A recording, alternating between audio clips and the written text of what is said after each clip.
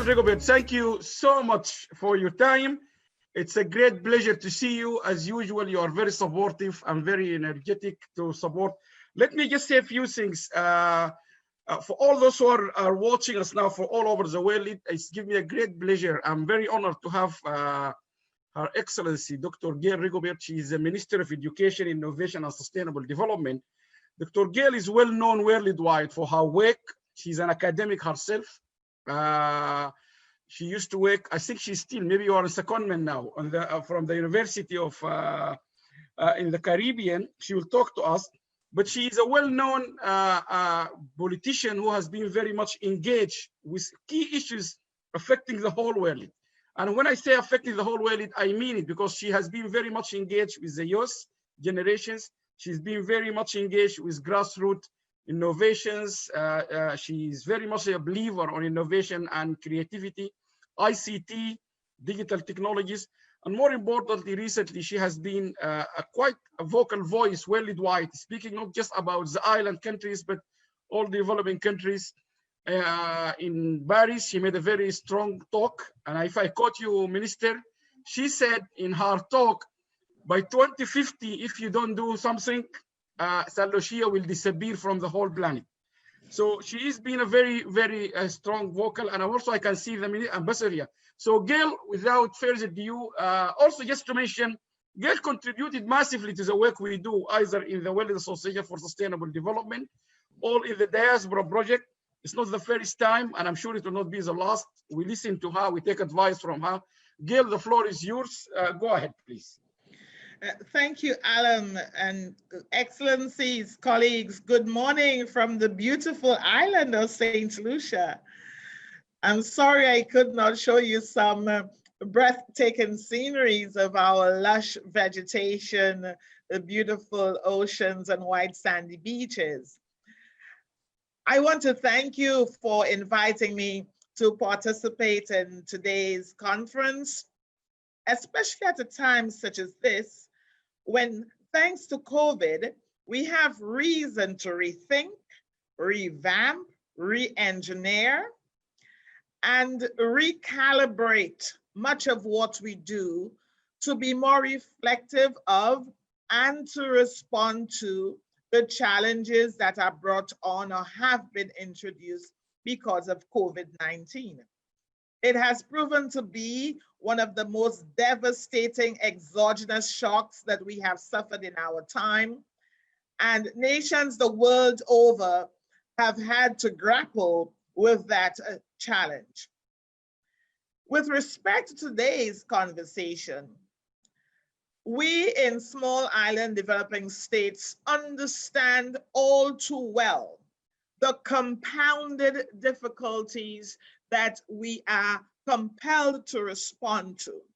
And in particular, that we have long benefited from a very vibrant, economically buoyant, very connected diasporic community throughout the various metropolitan capitals of the world, especially those in Canada, the United States of America, and the United Kingdom.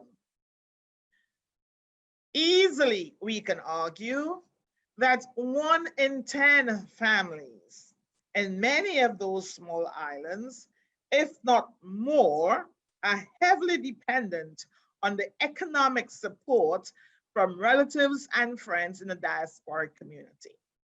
We know also that in countries such as Jamaica, St. Vincent, for example, easily, in the case of Jamaica, that remittances from diasporic communities contribute more than one of their major sectors, which is bauxite. In St. Vincent, we have reason to believe the Vincentian population overseas can easily outnumber the number of residents on the rock on the island itself. We have looked at the queues outside Western Union and MoneyGram, and we've asked the question, are they receiving or are they sending? Given that we know what the dependence is on the diasporic community. So what does the COVID-19 virus mean for that very strong bond, for that very strong economic dependence on those who live overseas and remit wealth, resources, material to their respective homelands? If it is that in some of the small island states, for example, that more than 10% of their GDP is dependent on remittances from overseas, and that, of course, is a reflection of the economic buoyancy in their adopted homes, you can only imagine what the compounded negative effect is on the islands, given that the recipient families no longer have that stream of support. It therefore puts more pressure on local governments to respond to what is an emerging and gaping need with respect to meeting the daily necessities of those families who otherwise would have been dependent on remittances from overseas.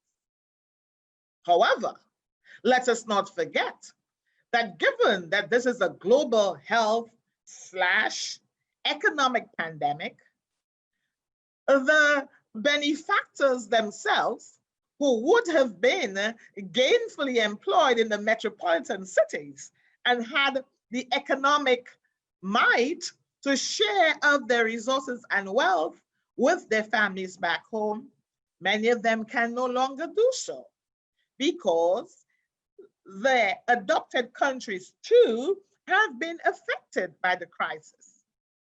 And so the flow has been stopped. So you're finding that governments from developing states, small island states such as ours, are having to dig deep into their coffers to find the resources to respond to what evidently is a human economic crisis.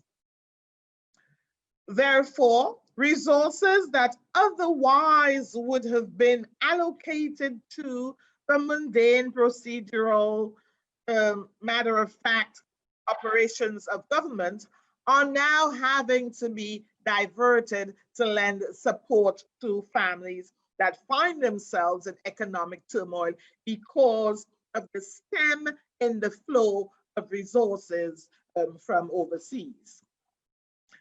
The diaspora has always played a very, very key role in the development of our states. And I don't know whether you realize that matters pertaining to migration and the diaspora are reflected in at least 4 sustainable development goals. So that tells us that it is not lost on the international community. It is not lost on donor agencies. It is not lost on academics, on policymakers, and politicians, the value of the diasporic community. And therefore, what we now need to focus on is whether we can be more innovative in establishing very well institutionalized, regulated mechanisms, not only for channeling resources, but for investing in recipient countries, so that should there be an economic shock in the home adopted country, that members of our diasporic community would have created an additional modality, stream, opportunity for generating wealth or multiplying their wealth outside of their adopted home, and rather or instead within their original homeland.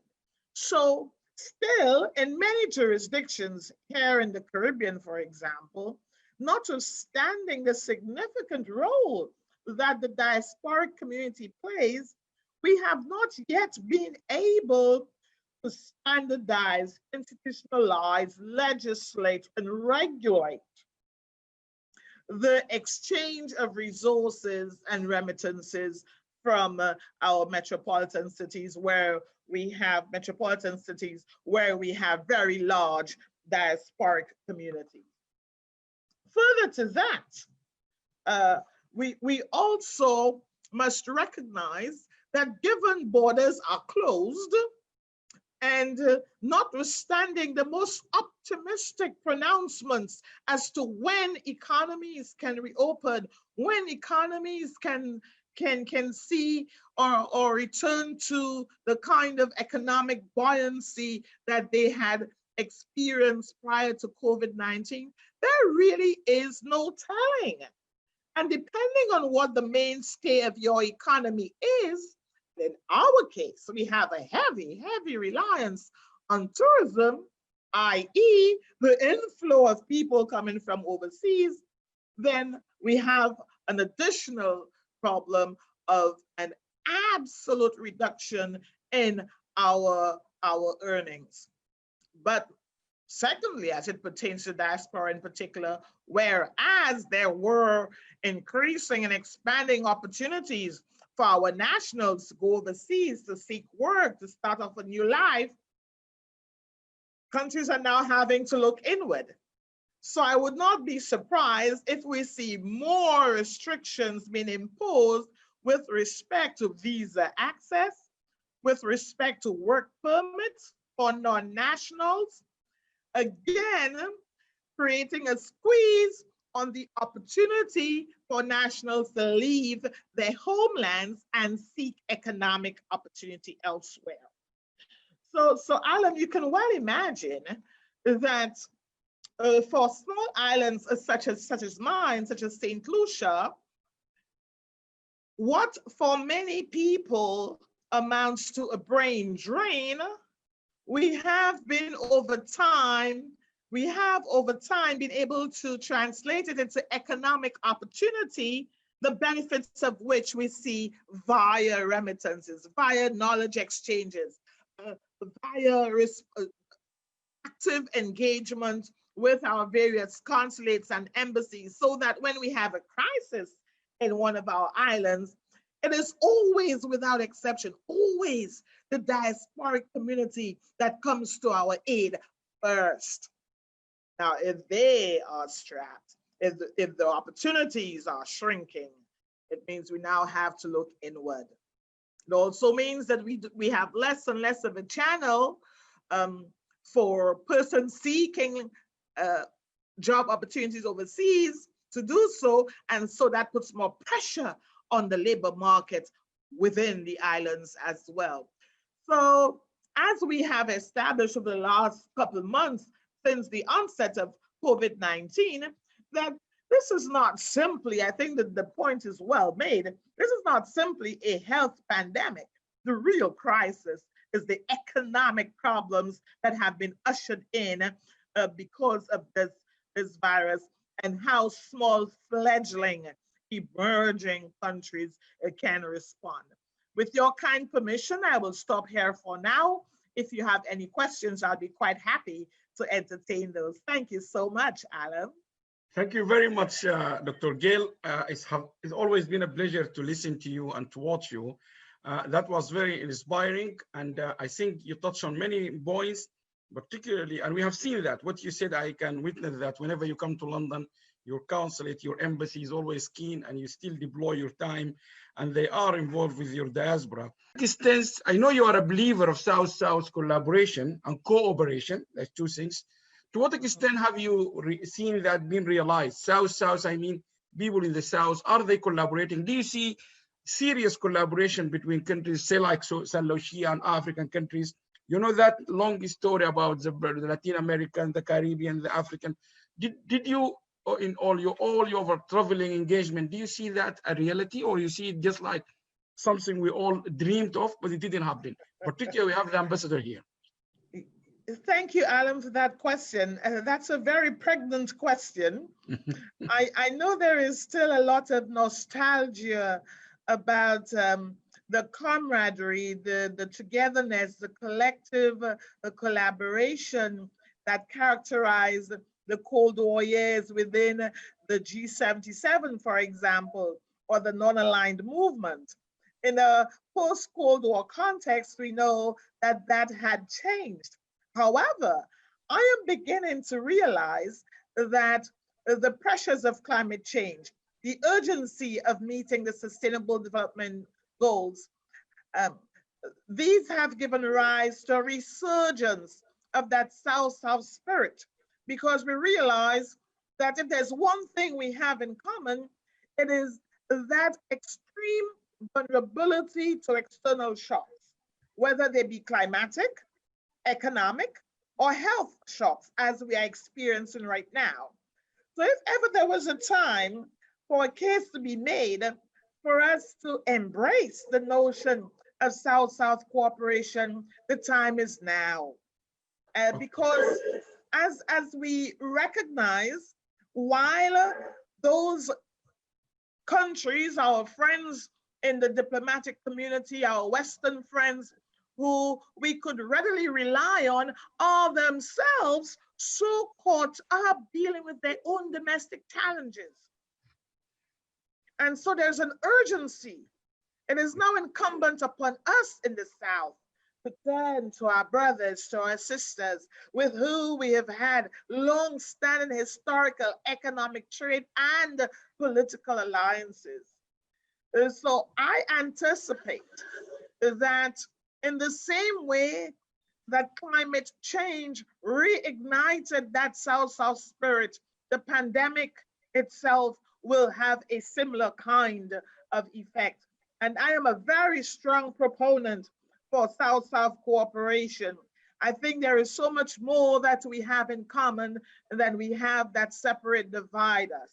So we have to look for those commonalities and endeavor to arrive at prescriptions, policy approaches that address the problems that are common to us. And by that same token, therefore, endeavor to leverage the opportunities that we bring to the table as well, and to not, in a sense, rely too heavily upon those who themselves are now so embroiled in their own domestic challenges that we are left to fend for ourselves. If I may say as well, that I am beginning to sense too an increasing sensitivity and understanding, sensitivity to and understanding of what we've been saying for a long time within the climate change community, that there are certain vulnerabilities, there are particularities, there are specificities that we have to be cognizant of when engaging with small islands like ours, when engaging with emerging states.